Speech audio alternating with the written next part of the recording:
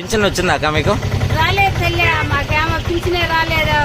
జగన్ అన్న ఉన్నప్పుడు 1వ తేదీ ఇంటికి తెచ్చి మరి ఇద్దరు లేయటమే గాని ఫింగర్ పెట్టి మేము వాలంటీర్ దగ్గర తీసుకుంటున్నాము. ఈ రోజు తీసుకోలేదు. ఇది 2వ తారీఖు. రేపు రాబోయేది కూడా 3వ తారీఖు. మాకు ఇంకెప్పుడు ఇస్తారు?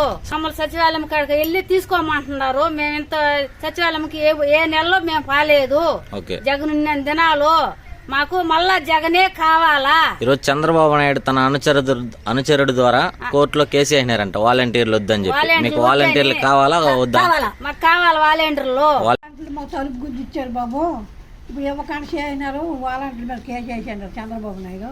మేము ఇప్పుడు ఎక్కడ ఉందో సత్యాన్ని మాకు తెలియదు. మేము నడవలేకపోతే ఈ ఎండలాంటి మరి పదము మేము చచ్చిపోతాం బాబు. మా ముసలి మాట ఎలాగ తగులుతుంది దానికి.